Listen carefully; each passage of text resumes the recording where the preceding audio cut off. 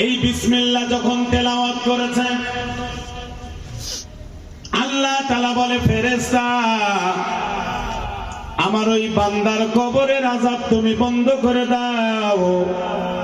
ফেরেশতা বলে, রব্বুল আলামিন আমি তো আপনার হুকুমেই বান্দারে আযাব দিচ্ছিলাম, বন্ধ হবে কেন? আল্লাহ বলে, ফেরেশতা এই কবরওয়ালার সন্তান আমারে দুনিয়ার জমিনে রহমান বলে ডাক দিয়েছে। এই কবরওয়ালার সন্তান আমাকে দুনিয়ার জমিনে রহিম বলে ডাক দিয়েছে। আমার নাম যদি রহমান আর রহিমেই হয়, এই নামের ওসিলা করে তার বাবার কবরের আযাব তুমি বন্ধ করে দাও। সুবহানাল্লাহ। নির্বাচনের পরে বলিয়েন সুবহানাল্লাহ কবাসেন।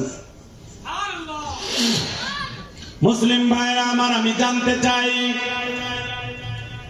এখানে যারা বাবা আছেন, বাবা ও বাবা, সন্তান দোয়া করলে যদি বাবার কবরের আযাব মাফ হয়, সন্তান যদি বিসমিল্লাহ বললে বাবা মার কবরের আযাব মাফ হয়, এমন সন্তান বুঝি আপনাদের দরকার? এমন সন্তান বুঝি আপনাদের দরকার আছে নাকি? আবার তো ধরা খাইলেন। দোয়া করা সন্তান সমাজের মধ্যে কম না বেশি? এমন যোগ্য সন্তান কিন্তু আপনারও দরকার, আমারও দরকার। আমার ছেলে মেয়ে আমার জন্য সম্পদ, আপনার ছেলে মেয়ে কিন্তু আপনার জন্য সম্পদ। আমার দোয়া আপনার জন্য কবুল হতেও পারে, নাও হতে পারে, কিন্তু আমার সন্তান যদি আমার জন্য দোয়া করে সেটা সরাসরি কবুল হয়ে যাবে। বুদ্ধিমানের কাজ হলো আপনি চেয়ারম্যান, সন্তানকেও চেয়ারম্যান বানানোর ধান্দা না করে আপনি নিজেও আল্লাহওয়ালা হন, সন্তানটারে আল্লাহওয়ালা বানানোর জন্য চেষ্টা করা দরকার। বন্ধুগণ আমার, গুনাহ নিয়ে যদি কবরে যান তাহলে কোন হাতে আমলনামা আসবে? বাম হাতে। কেউ কি আমলনামা নিতে চান? বাম হাতে কারা কারা আমলনামা নিতে চান তারা একটু হাত তোলেন দেখি। একজনও পাওয়া যাবে না। খুব ভালো করে খেয়াল করেন, আল্লাহ তাআলা বামপন্থীদেরকে কিন্তু বাম হাতে আমলনামা কিন্তু সরাসরি দিবে না। আল্লাহ বলেন, ওয়া আম্মা মান উতিয়া কিতাবাহু ওয়ারাআ যহরি। আর একটু জোরে বলেন আল্লাহু আকবার। বাম হাতে যাদের আমলনামা দিবে, হাতটাকে আল্লাহ তাআলা বাঁকা করে পিছন দিক দিয়ে ছিদ্র করে সামনে হাতটা বের করবে। এটা কিন্তু গোপাল ভাঁড়ের গল্প নয়। হাতটাকে বাঁকা করে পিছন দিক দিয়ে ছিদ্র করে যখন হাতের মধ্যে আমলনামা দিবে, তাতে মনে হয় আপনার খুব আরাম লাগবে, আরাম, কষ্ট লাগবে। অতএব মুসলমান, যখন আমারে আমলনামা হাতে দিবে তখন কিন্তু আত্মীয় স্বজন সবাই কিন্তু সেখানে সামনে হাজির থাকবে। ওই আমলনামা যখন বাম হাতে দেওয়া হবে, আল্লাহ তাআলা বলেন, ওয়া আম্মা মান উতিয়া কিতাবাহু বিশিমালিহি ফায়াকুলু ইয়া লাইতানি লাম উতা কিতাবিয়া। ব্যাটারির চার্জ কমে গেলে কিন্তু ওয়াজও থেমে যাবে। এ যুবক, বলো তো আল্লাহু আকবার। আমলনামা যখন উপস্থিত করে তার বাম হাতে দেওয়া হবে, তখন ওই বান্দা বান্দি বলবে, এই আমলনামাটা যদি আমারে দেওয়া না হতো, কেন বলবে? দুনিয়াতে যদি এখানে অপরাধ করেন, এখানে শাস্তি দিলে পর্দার আড়ালে কে আছে সে কিন্তু দেখবে না। গ্রামে অপরাধ করেছেন, শহরের মানুষ দেখবে না, কিন্তু যেখানে আমল নামার জন্য হাজির করা হয়েছে সেখানে কিন্তু সবাই হাজির থাকবে। ওই বান্দাগুলো তখন লজ্জায় পড়ে বলবে, ওয়ালাম আদরি মা হিসাবিয়া, আমাকে যদি আজকে এই হিসাবটা না দেওয়া হতো কতই না ভালো হতো। ইয়া লাইতাহা কানাতিল কাদিয়া, বান্দা তখন বলবে, মৃত্যুর মাধ্যমেই যদি আমার সবকিছু শেষ হয়ে যাইতো। মনে রাখবেন ভাইরা আমার, বোনেরা আমার, মৃত্যু কিন্তু অনেক কষ্টের জিনিস। আসলে মৃত্যুর কষ্ট কেমন হয় জানি না, আমার কষ্ট কেমন হবে। আজরাইল বা আমার সামনে কেমনে আসবে, আপনার সামনে কেমনে আসবে জানা নাই। কেমন কষ্ট দিয়ে নিয়ে যাবে তাও কিন্তু কেউ বলতে পারে না। কবরের জমিনে একাই যে রেখে আসবে, কবরে আমার সঙ্গে প্রথম রাত্রে কি ব্যবহার করা হবে তাও কিন্তু আমরা জানি না। এই বান্দাগুলো বলতেছে, ইয়া লাইতাহা কানাতিল কাদিয়া, মৃত্যুর মাধ্যমেই যদি আমার সব কিছু শেষ হয়ে যাইতো। অথচ আপনারা জানেন, কুল্লু নাফসিন যায়িকাতুল মাউত, প্রত্যেকটা ব্যক্তিকেই কিন্তু মৃত্যুর স্বাদ গ্রহণ করা লাগবে। মুফাসসিরে কেরামগণ স্বাদের ব্যাপারে ব্যাখ্যা লেখেন, এটা কি কলিজা ভুনা খাওয়ার স্বাদ? জি, কোরমা পোলাও খাওয়ার স্বাদ? এই স্বাদ কিন্তু একটা কষ্ট। আপনারা দেখবেন, গোসল করাইতে গিয়া কিছু যদি নজরে পড়ে যায় সেটা কিন্তু বাহিরে বলা নিষেধ, কিন্তু বক্তব্যর খাতিরে যারা মুর্দাকে গোসল করায় তাদের কাছে গল্প শুনছি, ওরা গোসল করাইতে গিয়া দেখে অনেকের গোপন অঙ্গ বাহিরে নাই, ভিতরে চলে গেছে। অনেকেই দেখবেন নিজের জিহ্বাটা কামড়ায়া ধরে আছে, মনে হয় যেন নিজের জিহ্বা নিজেই কামড়ায়া ছিঁড়ে ফেলতেছে। অনেকেরই দেখবেন প্রসাব পায়খানা করে ফেলে, অনেকেরই দেখবেন মুখগুলো বাঁকা হয়ে যায়, অঙ্গ প্রত্যঙ্গ কেন জানি বিকৃতি ঘটে। এবার বলেন তো বাবা, এটা কি আরামের কারণে হয় নাকি কষ্টের কারণে হয়? কত মানুষকে দাফন করতে গেলাম, রাখার সময় দেখবেন নিচটা কিন্তু ভেজা ভেজা লাগে। অনেকেরই দেখবেন মুখ দিয়া ফানা বের হয়। মুসলমান, এই মৃত্যুর কষ্টর পরেও বান্দা বলতেছে, ওয়ালাম আদরি মা হিসাবিয়া, আল্লাহ মৃত্যুর মাধ্যমেই যদি আমার সবকিছু শেষ হয়ে যাইতো কতই না ভালো হতো। এরপরে বান্দা বলতেছে, মা আগনা আন্নি মালিয়া, আয় আল্লাহ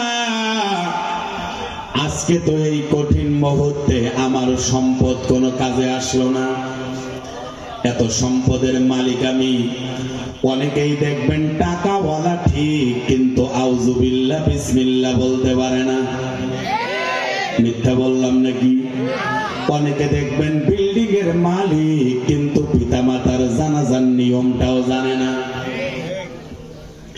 অনেকেই দেখবেন বড় বড় মন্ত্রী, এমপি, চেয়ারম্যান, কত মিনিস্টার, কিন্তু নিজের মায়ের জানাজায় টুপি পাঞ্জাবিও পরতে পারে না। মনে রাখবেন চাচারা, কথা বললে তো মন খারাপ করেন। আপনি যতই টাকার মালিক হন, সম্পদের মালিক হন, অনেক রাজনীতিবিদ আছে যারা বাবা মার জন্য চোখের পানি ছেড়েও কান্না করতে পারে না। অনেক লোক আছে, বিশেষ করে আমি রাজনীতিবিদদেরকে দেখছি, পারলে নেতার পায়ে চুমাও খায় আর মায়ের সঙ্গে দুর্ব্যবহার করে। কথা কান না গে, তোর মা আগে না নেতা আগে? হাসিয়েন না, হাসির জন্য বলিনি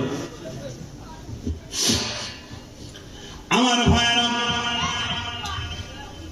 ওই বান্দাগুলো বলতেছে মা আগনা আন্নি মালিয়া, আয় আল্লাহ আমার এত সম্পদ ছিল, সেই সম্পদও কোনো কাজে লাগলো না।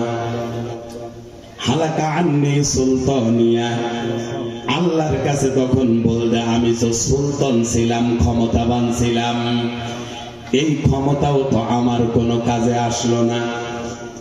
মনে রাখবেন চাচারা, দুনিয়ার ক্ষমতা যখন তখন কাজে লাগতেও পারে, 10 জায়গায় মারলে 2 জায়গায় লাগতেও পারে, কিন্তু কবরের জমিনে কোনো ক্ষমতা খাটবে? পাওয়ার মনে হয় খাটবে? যখন বাম হাতে আমল নামা দিবে, 10,000 টাকা বের করে দিলে সেটা বুঝি ডান হাতে আসবে? ওই ক্ষমতা, দুনিয়ার ক্ষমতা কিন্তু পরকালে কোনো কাজে লাগবে না। দুনিয়ার টাকা পয়সা সম্পদ কবরের জমিনে কোনো কাজে লাগবে না। বাংলাদেশের টাকা যদি সৌদি আরবে নিয়ে যান, দুনিয়ার জমিনে বাংলাদেশের টাকা কিন্তু সৌদি আরবে চলে না, সেখানে কিন্তু নাম হয়ে যায় রিয়াল। ওই টাকাটাই যদি আবার ভারতে নিয়ে যান, চলবে না, হয়ে যাবে রুপিয়া। ওই টাকাটাই যদি আবার আমেরিকায় নিয়ে যান, সেটা হয়ে যাবে। কথা কয় না কে ভাই? আরে দুনিয়ার জমিনেই তো পাশাপাশি যদি 1 টাকা আর এক জায়গায় না চলে, তাহলে কবরের জমিনে হাসরের ময়দানে দুনিয়ার ক্ষমতা বুঝি হাসরে কাজে লাগবে? দুনিয়ার ক্ষমতা কেমন? রান্না করা ভাত খাইতে পারে না যেমন। কথা কয় না ভাই? একটু ভাতটা খাই, এই সময়টা দেন। ভালো ভালো কাপড় কয়টা নেই, দিতে পারছে? এটা হলো দুনিয়ার ক্ষমতা। আমরা তো সবাই ভাবছিলাম যেভাবে সুপার গরুর আটার মতো বসে গেছে, ও জীবনে নড়বে না। কি মনে করছি না? শুনেন, প্রত্যেকটা জায়গা থেকে শিক্ষা নেওয়া দরকার। যদি শিক্ষা না নেন, উনি 45 মিনিট সময় পাইছিল, আমরা হয়তো বা 20 মিনিটও পাবো না। এটা দুনিয়ার ক্ষমতা। আমার ভাইরা, যদি আপনি আমল নামা বাম হাতে চান, যদি আপনি কবরের জমিনে আযাবের মধ্যে থাকতে চান, তাহলে আপনার যেভাবে মন চায় সেভাবেই চলেন, কোনো সমস্যা নাই। আর যদি বাম হাতে আমল নামা না চান, ডান হাতে আমল নামা চান, তাহলেও কিন্তু আমল করা লাগবে কার হুকুম মতো? বলেন, কার হুকুম মতো? মনে রাখবেন বাবাজিরা, যাদের বাম হাতে আমল নামা দেওয়া হবে, যখন তাদের সামনে আমল নামা উপস্থিত করা হবে, আল্লাহ তাআলা সুন্দর করে জানায় দেন, ওয়াউদিআল কিতাবু ফাতারাল মুজরিমিনা মুশফিকিনা মিম্মা ফীহি ওয়া ইয়াকুলুনা ইয়া ওয়াইলাতানা মা লিহাযাল কিতাব।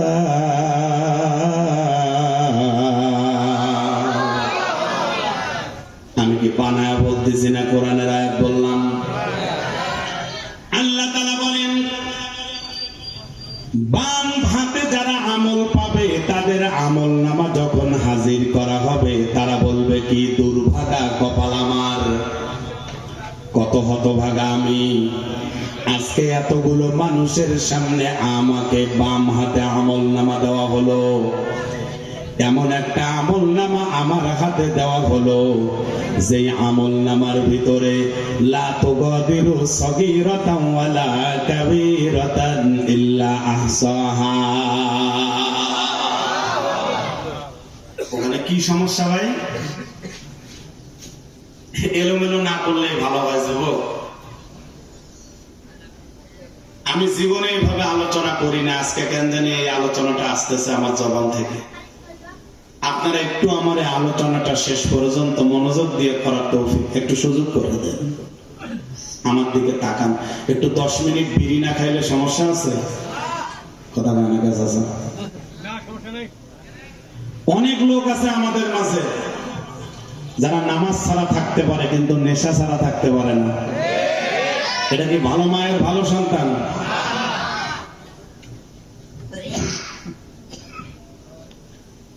বন্ধুরা আমার, আমলনামা যখন সামনে উপস্থিত করা হবে তখন বান্দা বলবে, কি দুর্ভাগা কপাল আমার, কি হতভাগা আমি, আমার সামনে এমন একটা আমলনামা আজকে হাতে দেওয়া হলো যে আমলনামার মধ্যে ছোট বড় সগীরা কবিরা যেটাকে আমি গুনাহ মনে করি নাই, আল্লাহ সেটাও এখানে তুলে দিয়েছে, একটাও বাদ যায় না।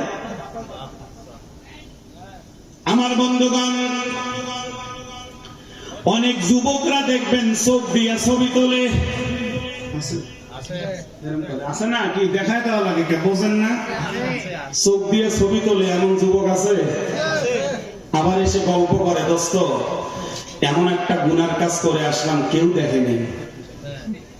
হ্যাঁ, কোন দিক দেখে, কোন দিক দেখে? ক্যামেরাম্যানকে দেখতেছে, আমার দিকে দেখে। যুবক এসে গল্প করতেছে, দোস্ত গুনাহ করলাম, কেউ দেখেনি। আপনারা বলেন তো কে দেখছে? এই ভয়টা ভিতরে থাকা দরকার।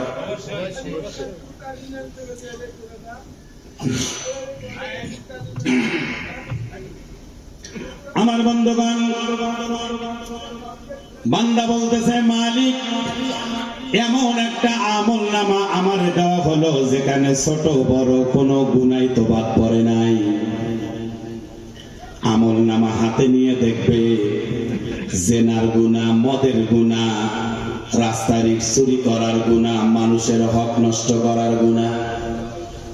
বান্দা বলবে, মালিক আমি নামাজ পড়ি নাই ঠিক আছে, রোজা রাখি নাই তাও ঠিক আছে, কিন্তু আমি রাস্তার ইট চুরি করলাম কখন, রিলিফের টিন চুরি করলাম কখন?